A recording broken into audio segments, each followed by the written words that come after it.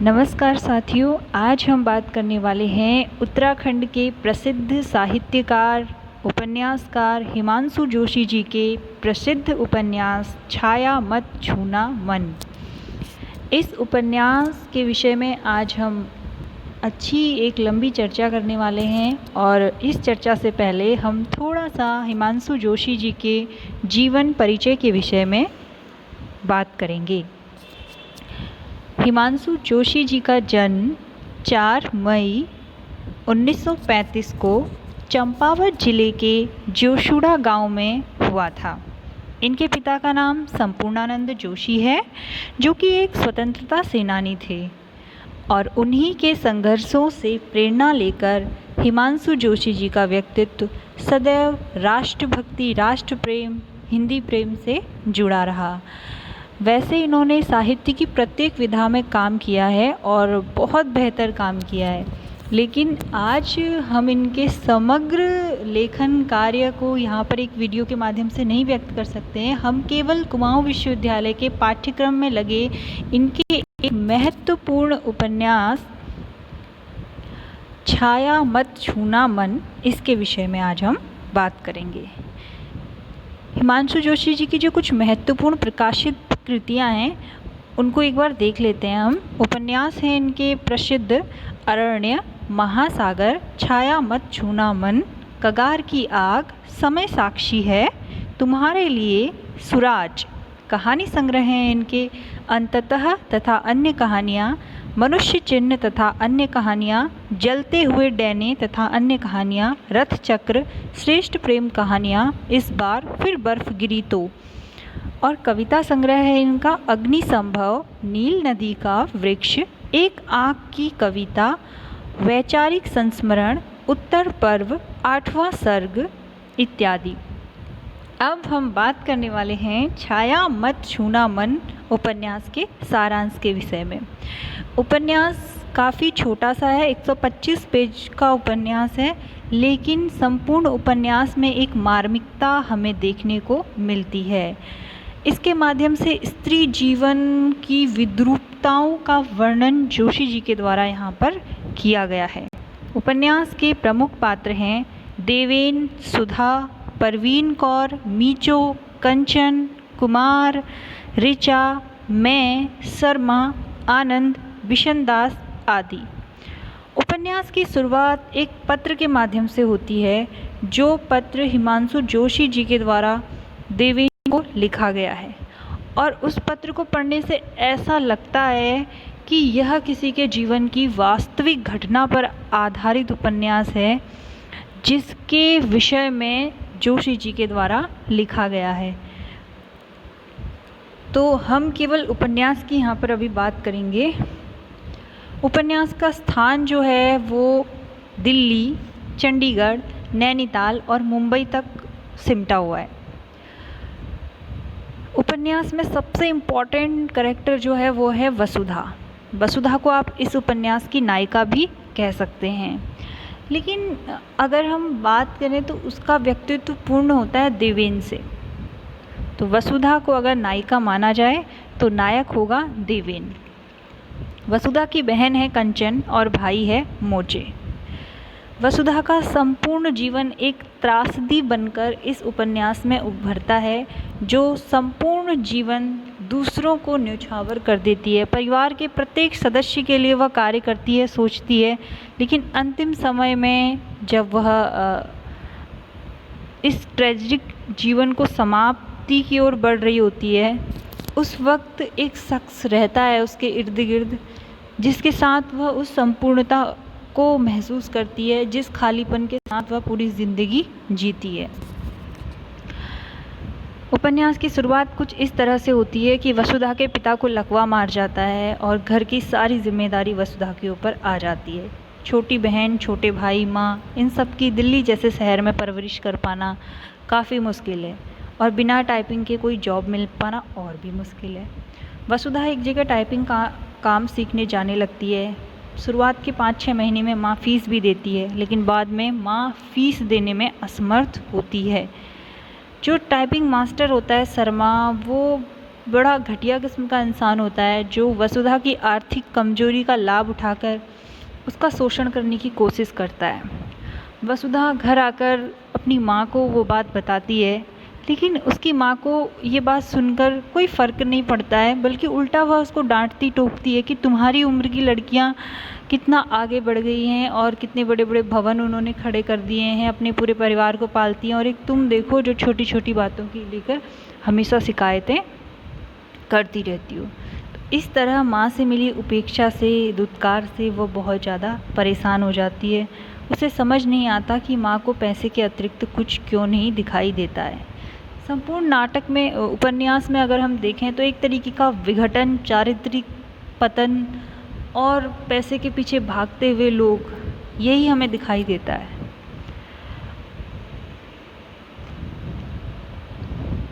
शायद इसके पीछे एक वजह यह भी थी कि घर में बीमार पिता और परिवार की जिम्मेदारी ने माँ को इतना बदल दिया था कि वह वसुधा की पीड़ा को समझने में अब असमर्थ थी। घर में रहना वसुधा के लिए कठिन हो आया था। पिता की दयनीय स्थिति उसे देखी नहीं जाती थी। उस पर माँ अकारण झिड़क देती और डबडबाई आंखों से पिता तब छत की ओर कुछ देखने लगते और विवश भाव से केवल देखते रहते। स्थिति इतनी भयंकर थी उस परिवार की कि माँ के द्वारा पिता का रत्ती भर भी सम्मान अब नहीं किया जाता था। पिता को देखने वाले उस घर में केवल 2 लोग थे, एक वसुधा और दूसरा मीचो। उसकी बहन कंचन जो थी वो कुछ अलग प्रवृत्ति की लड़की थी, या कहो माँ की संगत के चलते चलते वो भी उद्दंडी हो गई थी। वसुधा का कहना नहीं मानती थी और कभी भी कहीं भी घूमने चली जाती थी। किसी को पता नहीं लगता था कहाँ जाती है, कहाँ आती है, स्कूल जाती है या नहीं, कॉलेज, कुछ भी नहीं उसके बारे में ज़्यादा किसी को पता रहता था। अब इस उपन्यास में कई जगह फ्लैशबैक शैली यानी पूर्व दीप्ति शैली का प्रयोग भी हुआ है, जिसमें वसुधा की माँ ऐसी क्यों हैं, इन कारणों के बारे में भी कुछ बातें लेखक के द्वारा सामने निकल कर आती हैं। एक्चुअल में होता यह है कि जब हमारा देश आज़ाद होता है 1947 में, उस दौर में जो वसुधा की माँ हैं वह अपने पति के साथ पाकिस्तान छोड़कर भारत आती है।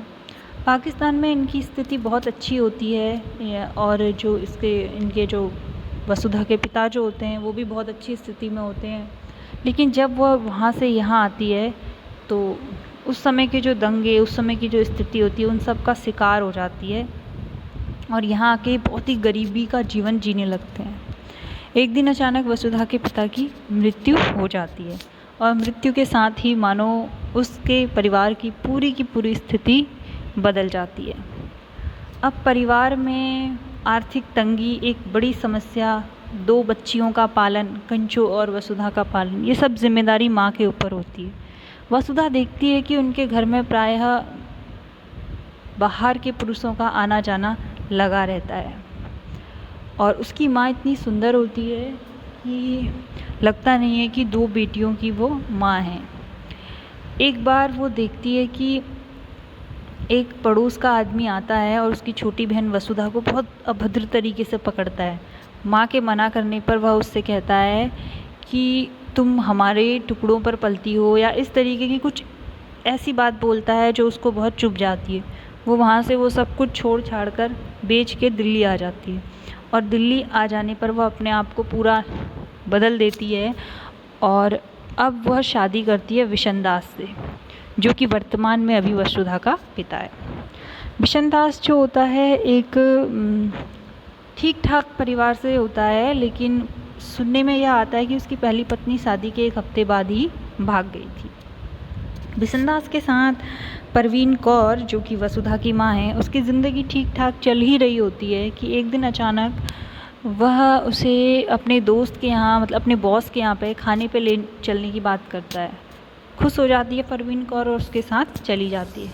वहाँ वो देखती है कि खाने के बाद वो बहुत देर के लिए गायब हो जाता है, सारी रात गायब हो जाता है और आता ही नहीं है। कहने का मतलब सिंपल कहें तो ये है कि वह अपनी तरक्की के लिए अपनी पत्नी को अपने बॉस के साथ एक रात के लिए छोड़ चुका होता है और ये बात परवीन कौर को तब समझ में आती है। उसे बहुत धक्का लगता है और तकलीफ़ होती है और किसी तरह जो भी बीतती और गुजरती है उसके ऊपर उस रात, उसके बाद उसका अपने पति से आत्मिक लगाव समाप्त हो जाता है पूरी तरह, और आजीवन वह उसे कभी भी आत्मिक रूप से नहीं अपना पाती है। उस दिन वह अपने पति से एक बात कहती है कि अब तुम देखना मेरा असली रूप, अब मैं तुम्हें जैसा तुम चाहते हो वैसा बनकर दिखाऊंगी। उसके बाद तो मानो उस घर की स्थिति ही बदल जाती है। लगातार बाहर के पुरुषों का आना जाना बिल्कुल चलता रहता है। उसके बाद उसका एक बेटा होता है जिसका नाम मीचो है, लेकिन वो कहीं से भी अपने पिता जैसा नहीं दिखता है। लोगों का कहना होता है कि वह किसी और की संतान है। तो इस तरीके का पारिवारिक विघटन उस परिवार में लगातार चल रहा होता है।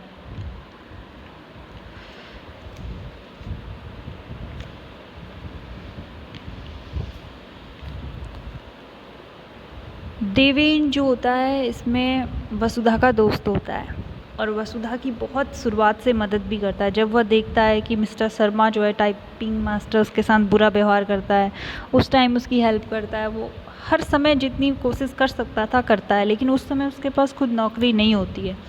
उसकी नौकरी लग जाती है, वो चंडीगढ़ चला जाता है, और वहाँ से आकर भी एक आध बार वो वसुधा से यह कहता है कि तुम्हें मेरे साथ अपनी ज़िंदगी देखनी चाहिए और आगे बढ़ानी चाहिए।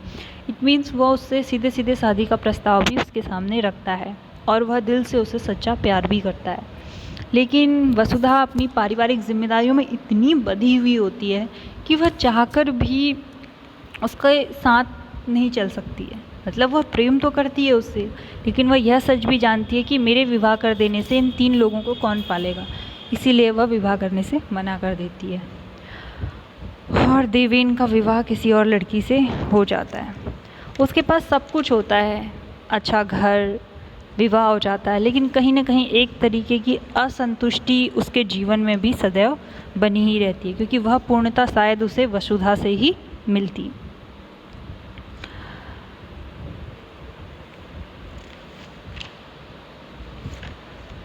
उपन्यास की नायिका वसुधा लगातार अपनी बहन, अपने भाई, माता पिता की चिंताओं में डूबी रहती है। एक बार देवेन जब आता है वापस और उससे कहता है, देखो तुमने अपनी क्या हालत बना रखी है, तुम खुद पे ध्यान नहीं देती हो, तुम्हें विवाह कर लेना चाहिए, इस तरीके की बातें जब करता है तो वो कहती है कि मैं सोचती हूँ कि कंची की ही ज़िंदगी बने, उसी में संतोष कर लूँगी। मैं अपनी विवशताओं के कारण विवाह न कर सकी, घर गृहस्थी न बसा पाई, पर वह सुख से रहे, यही मेरी एकमात्र एम्बिशन थी। लेकिन अब वह उस रास्ते पर चल चुकी है जिसका कहीं कोई अंत नहीं।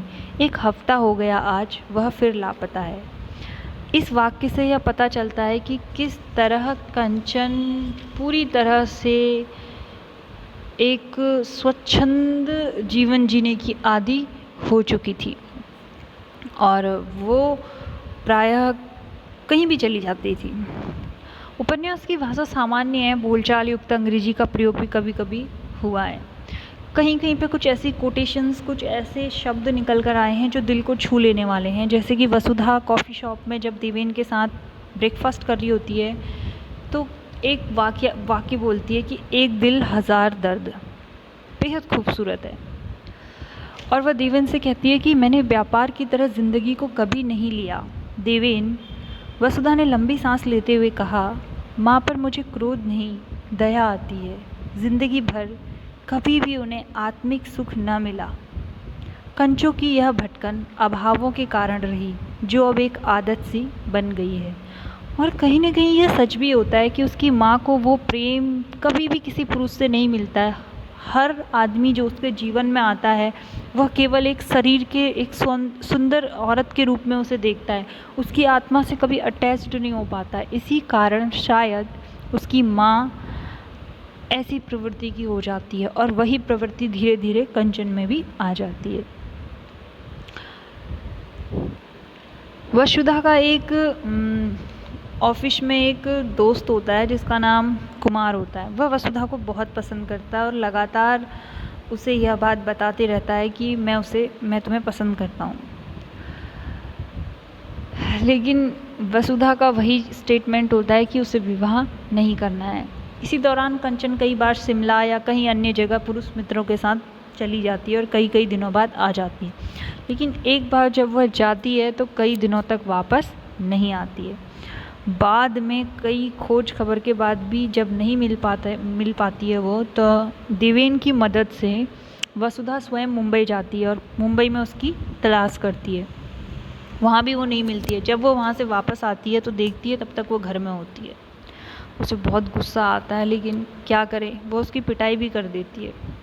एक आध दिन बाद उसे पता चलता है कि वह खन्ना के साथ वहाँ गई थी, और फिर इसी तरह कुछ महीनों बाद पता चलता है कि वह प्रेग्नेंट है। अब एक नई समस्या शुरू हो जाती है वसुधा के जीवन में। पैसों की तंगी, आर्थिक दिक्कतों के साथ साथ ये एक और नई समस्या। डिसीजन ये लिया जाता है कि हरिद्वार जाके इस समस्या का समाधान कर दिया जाए, और उसकी माँ और कंचो दोनों हरिद्वार भेज दिए जाते हैं, और इन सब के लिए उधार पैसे लिए जाते हैं वसुधा के द्वारा।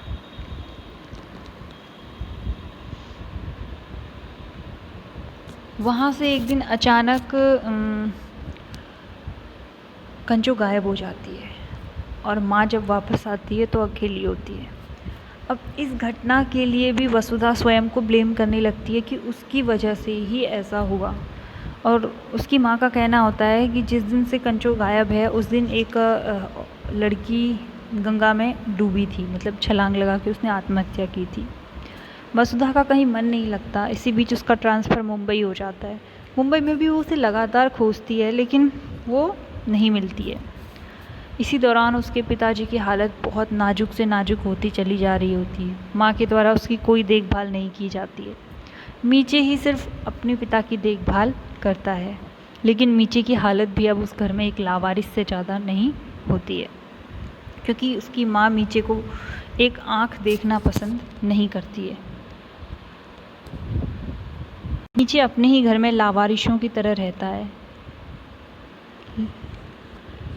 खिलौने कैसे होते हैं उसने कभी नहीं जाना। बच्चे कितना लड़ते झगड़ते हैं, रूठते मचलते हैं, लेकिन वह हमेशा चुप और गुमसुम बैठा रहता है। माँ को पता नहीं क्यों उसमें चिढ़ है।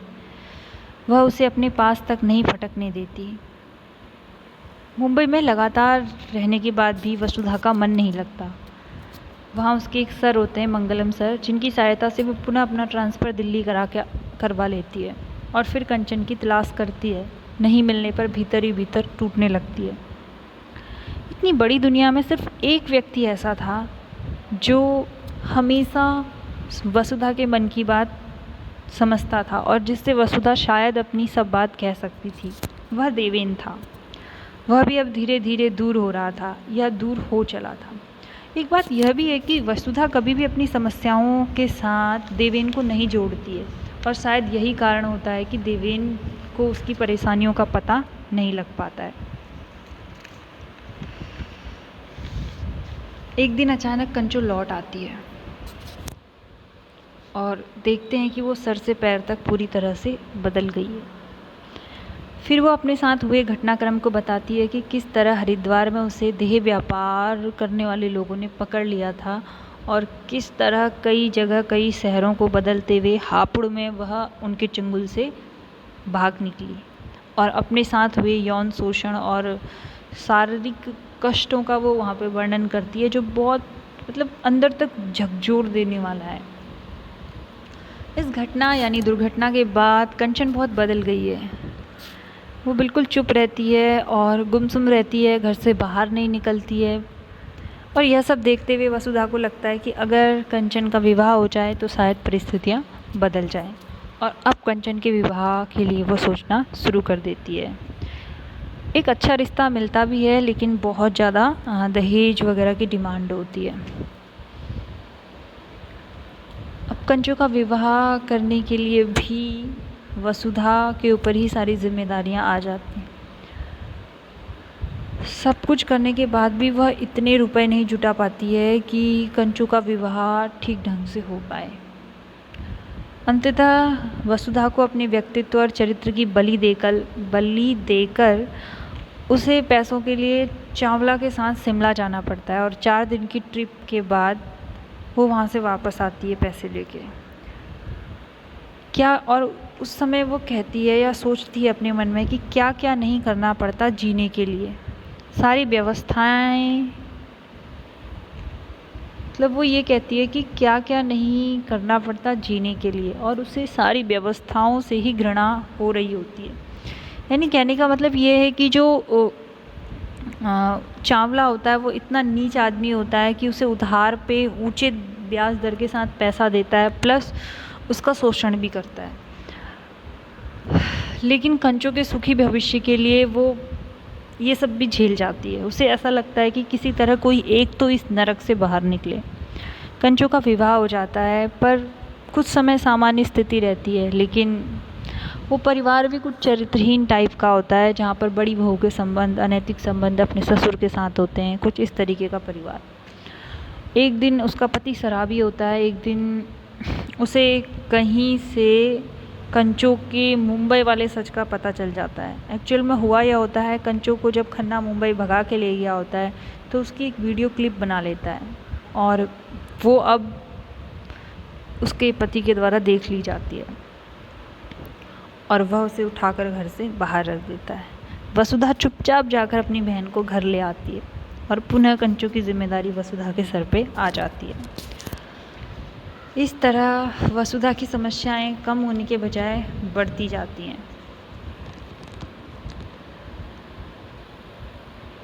एक बार पुनः वसुधा कुमार से मिलती है और कंचों को अपनी फिल्म में लेने के लिए कहती है।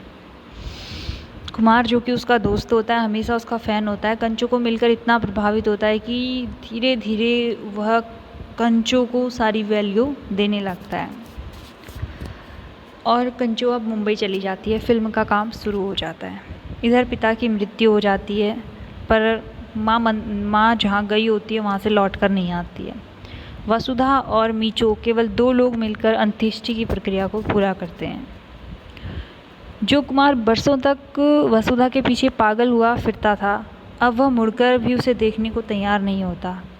कंचन से ज्यों ज्यों उसका परिचय बढ़ता चला जाता है, त्यों त्यों वसुधा से वह दूर होता चला जाता है। लेकिन कंचन की सफलता को अपरोक्ष रूप से वसुधा अपनी ही सफलता मान लेती है, और उसे कोई फ़र्क ही नहीं पड़ता, क्योंकि शुरुआत से ही उसे फ़र्क नहीं पड़ता था कि कुमार उसके विषय में क्या सोचता है। जैसे ही पिता की मृत्यु होती है, उसकी पूर्व पत्नी और बच्चे भी घर में आ धमकते हैं और हिस्सा मांगने लगते हैं, और तब पता चलता है कि उसकी पूर्व पत्नी भागी नहीं थी, बल्कि पास के ही दूसरे किसी मोहल्ले में रहती थी, जहाँ नियमित रूप से विसंदास जाते रहते थे। वसुधा को जब सच पता चलता है, वह खुद उस घर को उन्हें दे देती है और स्वयं किराए के कमरे में रहने लगती है। उसको यह लगता है कि मेरे पास तो नौकरी है ही। यहाँ पर पता चलता है कि वसुधा का जो हृदय है वो कितना विशाल है। इस बीच ऑफिस में नया बॉस आ जाता है, जिसका नाम आनंद, जो काफ़ी विलासी प्रवृत्ति का होता है, और वसुधा का सीधा चाल चलन उसे पसंद नहीं आता है, और उसे हमेशा टोकता रहता है, कभी पहनावे को लेके, कभी किसी अन्य चीज़ को लेकर। धीरे धीरे इन सभी समस्याओं से जूझते हुए वसुधा बीमार पड़ जाती है, और उसकी नौकरी भी छूट जाती है। मीचे को उसकी माँ एक ट्रक ड्राइवरी का काम पे लगा देती है। मीचे 3-4 पत्र लिखता है कंचन के लिए कि दीदी बीमार है, लेकिन वह तब भी नहीं आती है। तभी अचानक एक दिन कलकत्ते से देवेन आता है, और उसे वसुधा की हालत देखकर बहुत दुख होता है। वो कहता है कि तुम्हारा हाल तो बद से बदतर हो चुका है। एक दिन तुम्हारा यही हाल होना है, मैं जानता था। तब तुमने मेरी एक न मानी। देवेन इसी तरह बुदबुदाया। तो वसुधा कहती है, देवेन कोई बात नहीं, मुझे कोई पछतावा नहीं है। मेरा अब इन बातों में विश्वास नहीं रहा देवेन। पता नहीं क्यों जीने की आकांक्षा मर चुकी है। देवेन वसुधा को हॉस्पिटल ले जाकर टेस्ट करवाता है, जिसकी रिपोर्ट जब आती है तो पता लगता है कि बहुत गंभीर बीमारी उसको हुई है, और उस दिन वह पहली बार देखती है कि माँ बहुत बुरी तरह से रो रही है, जैसा शायद ही वसुधा ने कभी अपनी माँ को देखा। वसुधा के पूछने पर उसे सच नहीं बताया जाता है। शाम को देवेन उसके पास जब बैठता है तो प्यार से उसे कहता है कि तुम मेरी एक बात मानोगी वसु? उसके माथे को सहलाते हुए बड़े स्नेह से बोला देवेन, और उसकी सुनी सुनी आँखों और पीले चेहरे को ताकता रहा।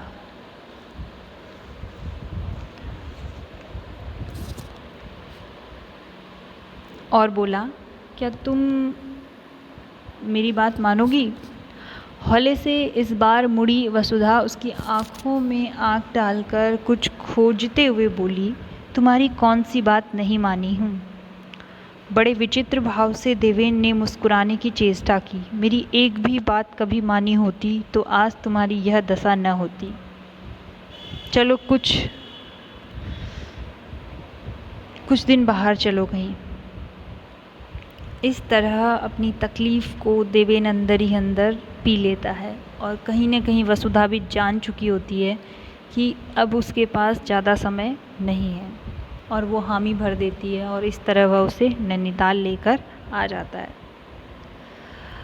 नैनीताल में आकर लगातार जब उसकी हालत दिनों दिन बद से बदतर होती चली जाती है और वो देखती है कि देवेन लगातार उसके लिए परेशान है, अपना घर छोड़ दिया और काफ़ी समय से उसकी सेवा में लगा हुआ है, तो वह उससे पूछती है और बहुत उन दोनों के बीच में बहस हो जाती है। उसी बहस के दौरान आवेश में वह जब उसे समझाने की कोशिश देवेन करता है तो वह आवेश में हाथ अपना उसको छिटक देती है और कहती है कि सब झूठ है, बिल्कुल झूठ, ठगते क्यों हो, मुझे कैंसर है देवेन, मुझे पता है। देवेन ने एक नन्ही बच्ची की तरह पुचकारते हुए उसे बाहों में भर लिया। मुझे किसी भी तरह जीने न दोगी तुम। उसकी आवाज़ लड़खड़ा आई।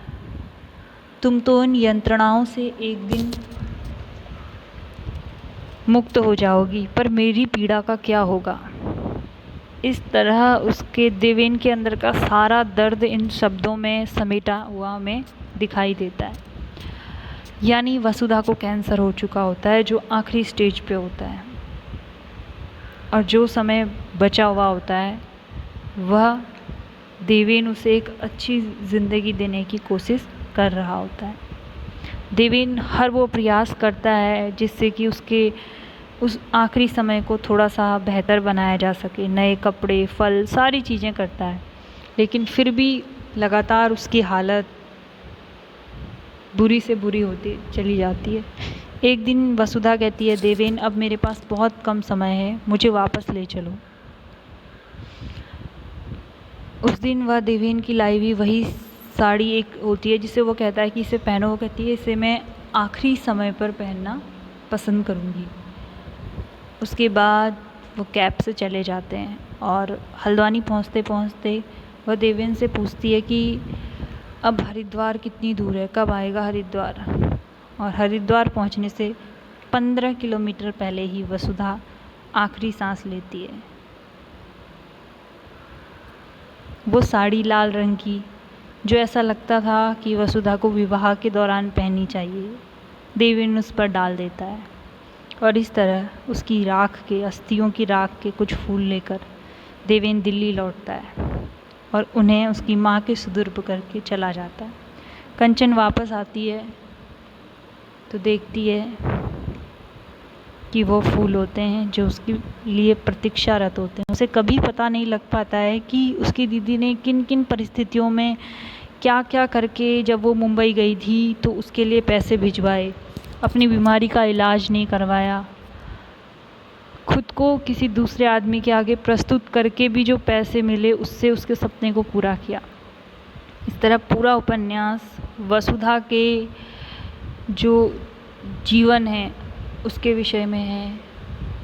वसुधा की जो दूसरों के प्रति जीने की जो ललक है, या दूसरों के लिए जो वो समर्पित अपना जीवन कर देती है, उसके बारे में है। और लेखक ने पत्र में यह भी कहा है शुरुआत में कि मैंने वसुधा के चरित्र को कहीं कहीं बदला है। अगर सच में मैं उसका वास्तविक स्वरूप आपको बताता तो आपको यकीन नहीं होता कि वह कितनी अच्छी थी, क्योंकि इतना अच्छा कोई वास्तव में हो ही नहीं सकता। इस प्रकार इस मार्मिक उपन्यास की समाप्ति होती है। उम्मीद करती हूँ आपको उपन्यास पसंद आया होगा। मिलते हैं अगले वीडियो में, तब तक के लिए नमस्कार।